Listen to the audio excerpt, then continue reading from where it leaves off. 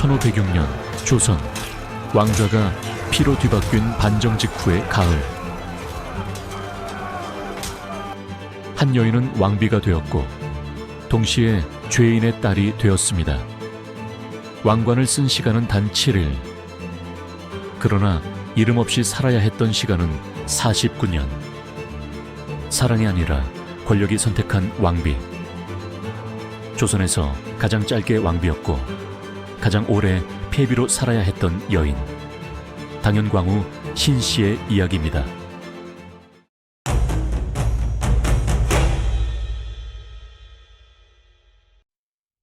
당연광우 신씨, 본관은 평산. 그녀는 조선의 명문가에서 태어났습니다. 아버지 신수근은 공신 가문 출신의 대신이었고 집안은 대대로 왕실과 혼맥을 맺어온 외척 가문이었습니다. 신씨의 어린 시절은 불안보다는 질서 속에 있었습니다. 여느 양반과 규수처럼 글을 배우고 예를 익히고 말보다 침묵을 먼저 배우며 자라났습니다. 그녀의 삶이 왕실과 직접 연결된 것은 아직 먼 이야기처럼 보였습니다. 적어도 그때까지는 말입니다. 그 무렵 궁궐 안에는 또 다른 젊은 남자가 있었습니다. 성종의 둘째 아들 진성대군. 그는 왕위와는 거리가 먼 존재였습니다. 형은 이미 왕이었고 정치는 늘 다른 사람들의 일이었습니다. 진성대군은 조용하고 신중한 성품으로 알려져 있었고 권력보다는 일상의 평온을 택한 인물이었습니다. 그런 그에게 혼담이 오릅니다. 평산 신씨라면 가문도 단단하고 탈이 없을 것입니다. 대군 마마께서도 무리 없는 배필이 필요하지 않겠습니까? 이 혼인은 사랑의 결과라기보다 조건의 계산이었습니다.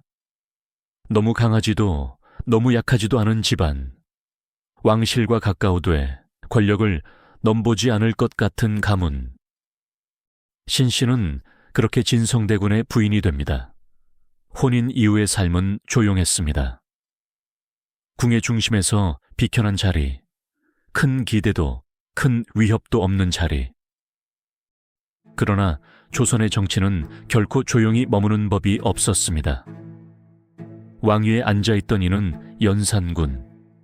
그의 통치는 점점 공포로 기울어가고 있었습니다. 사화가 이어졌고 말 한마디, 표정 하나가 목숨을 가르는 시대였습니다. 신하들은 입을 닫았고 궁궐의 공기는 날마다 무거워졌습니다.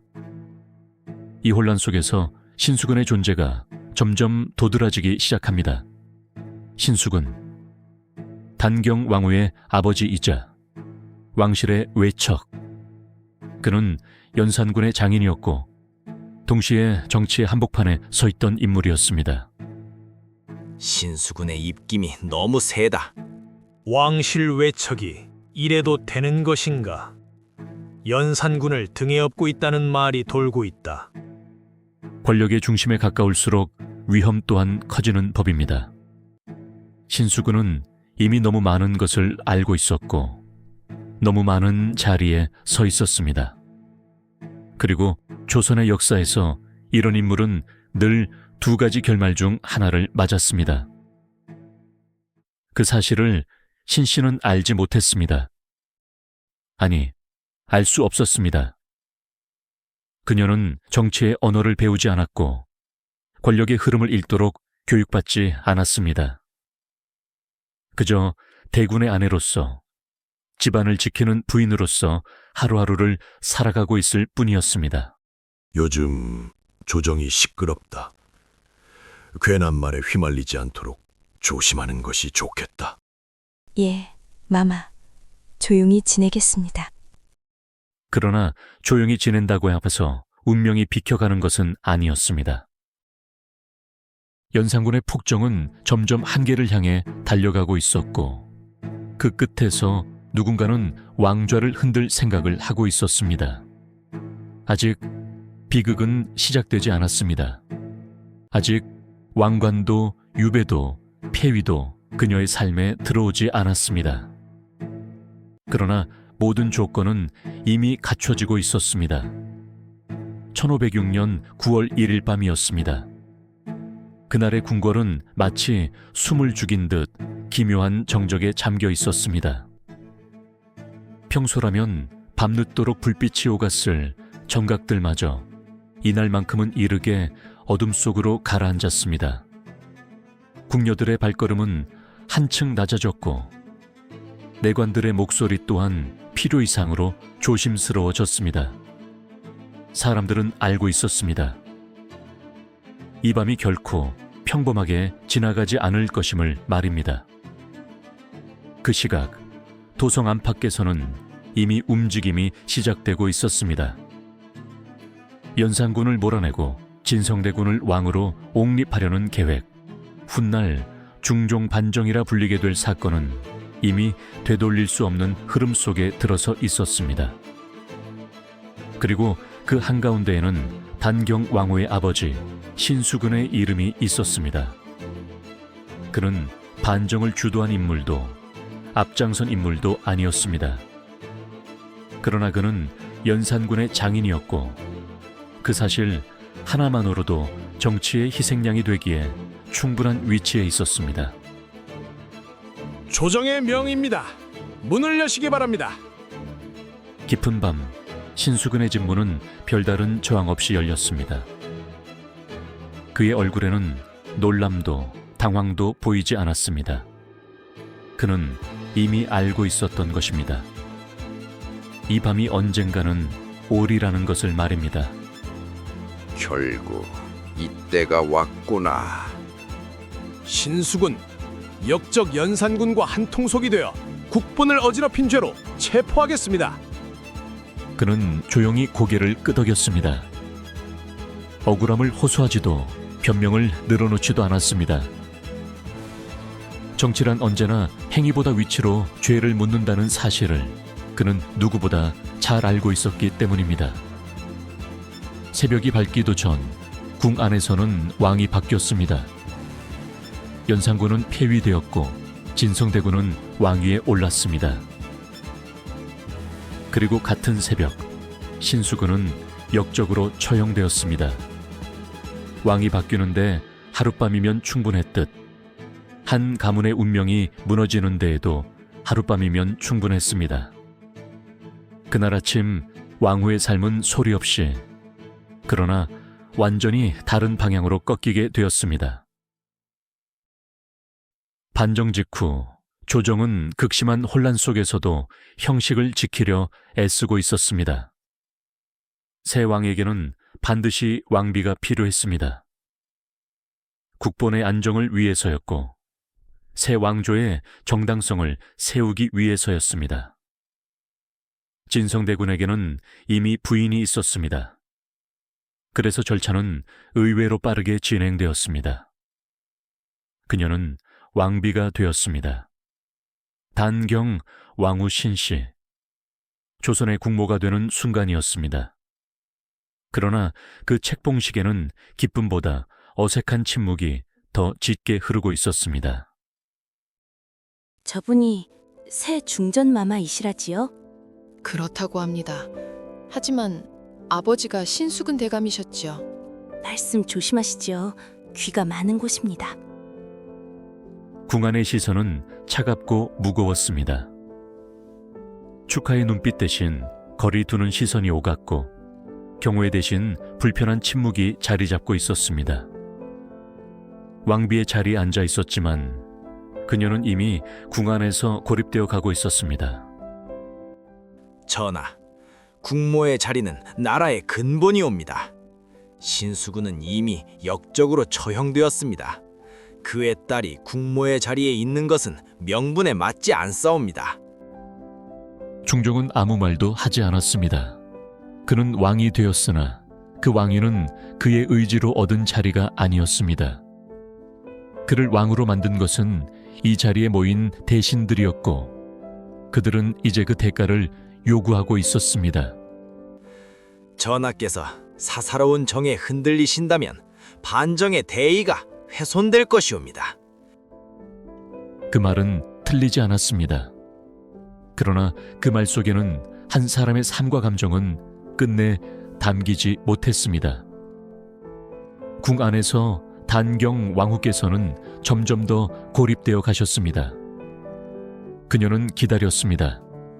하루가 지나고 이틀이 지나고 사흘이 지났습니다. 왕비가 된 지 아직 일주일도 되지 않았을 무렵, 그녀는 이미 왕비가 아닌 사람처럼 다육받고 있었습니다. 결정은 예상보다 훨씬 빠르게 내려졌습니다. 그러나 그 누구도 놀라지 않았습니다. 이미 모든 것은 정해진 수순처럼 흘러가고 있었기 때문입니다. 죄인의 딸은 국모가 될 수 없사옵니다. 이는 저나 개인의 문제가 아니라 나라의 문제이옵니다. 중종은 끝내 고개를 들지 못했습니다. 그의 침묵은 동의였고 그의 방관은 결정이었습니다. 그는 선택하지 않았습니다. 아니, 선택할 수 없었습니다. 왕위는 이미 너무 많은 사람의 손 위에 올려져 있었기 때문입니다. 폐비 교서가 내려졌습니다. 단경 왕후는 왕비가 아니게 되었습니다. 왕비로 있었던 시간은 고작 7일에 불과했습니다. 그녀는 아무 말 없이 짐을 정리했습니다. 울지도 않았고 원망도 하지 않았습니다. 이미 그 밤 아버지가 끌려가던 순간부터 모든 것을 마음속으로 받아들이고 있었기 때문입니다. 마마, 이제 나가셔야 옵니다. 알겠습니다. 그녀는 궁을 떠났습니다. 끝내 뒤돌아보지 않았습니다. 국문은 그녀가 나서자마자 매몰차게 닫혔습니다. 그 순간 단경 왕후는 왕비도 왕의 아내도 아닌 그저 죄인의 딸로 남게 되었습니다. 그리고 궁 안 어딘가에서 중종은 그 문이 닫히는 소리를 듣고도 아무 말도 하지 않았습니다. 그가 지키지 못한 것은 왕비의 자리만이 아니었습니다. 함께 침묵하며 버텨야 했던 한 사람의 인생이었습니다. 선택하지 못한 사람들의 비극, 권력 앞에서 끝내 침묵할 수밖에 없었던 사랑의 기록입니다. 그리고 이 침묵은 이제 49년이라는 시간으로 이어지게 됩니다. 궁을 떠난 뒤 단경 왕후 신씨의 삶은 기록 속에서 점점 희미해집니다. 왕비였던 여인은 더 이상 왕비로 불리지 않았고 그녀의 이름은 의도적으로 조선의 공식 기록에서 멀어져 갔습니다. 그러나 삶은 끝나지 않았습니다. 폐비가 된 그날 이후 그녀는 무려 49해를 더 살았습니다. 궁 밖에서 조선의 한 여인으로 말없이 시간을 견뎌야 했습니다. 중종은 왕으로서 오랜 세월을 더 살았습니다. 하지만 두 사람은 끝내 다시 만나지 못했습니다. 왕이 된 남자와 왕비에서 쫓겨난 여인. 그 사이에는 사랑이 아니라 권력과 명분, 그리고 시대가 놓여 있었습니다. 실록에는 중종이 당연광후를 그리워했다는 직접적인 기록은 남아있지 않습니다. 그러나 침묵 또한 하나의 기록일 수 있습니다. 그는 그녀를 다시 부르지 못했고 그녀 역시 다시 궁으로 돌아가지 않았습니다. 그리고 전해집니다. 궁에서 쫓겨난 뒤 당연광후가 머물렀다고 전해지는 인왕산 자락의 바위. 사람들은 그 바위를 치마바위라 불렀습니다. 전승에 따르면 그녀는 그곳에 올라 궁이 보이는 방향으로 붉은 치마를 펼쳐 놓았다고 합니다. 왕이 된 남편이 혹시라도 그 치마를 보고 자신을 떠올려 주기를, 단 한 번이라도 기억해 주기를 바라는 마음으로. 이 이야기는 실록에 남아있지 않습니다.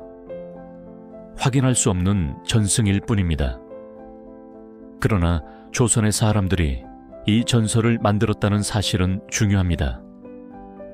공식 기록이 침묵한 자리에서 민간의 기억은 그녀를 기다리는 여인으로, 그리움 속에 남은 존재로 다시 불러냈습니다. 치마바위는 사랑의 증거라기보다 말할 수 없었던 마음이 전설로 남은 자리였습니다. 단경, 왕후의 삶은 사랑의 비극이기 전에 구조의 비극이었습니다. 그녀는 선택하지 않았고 잘못하지 않았으며 단지 죄인의 딸이라는 이유로 국모가 될 수 없었습니다. 이 이야기는 한 여인의 패배가 아닙니다. 단경 왕후는 권력 앞에서 밀려난 존재였지만 인간으로서의 시간을 끝까지 버텨낸 사람이었습니다. 왕비로 산 시간은 단 일주일에 불과했지만 인간으로 살아낸 시간은 반세기에 가까웠습니다. 그것이 그녀의 진짜 삶이었고 그녀가 남긴 가장 깊은 의미였습니다. 조선은 그녀에게 왕비의 자리를 허락하지 않았지만 역사는 그녀의 이름을 끝내 지워내지 못했습니다. 조선에서 가장 짧은 왕비였지만 가장 오래 기억되는 이름이 되었습니다.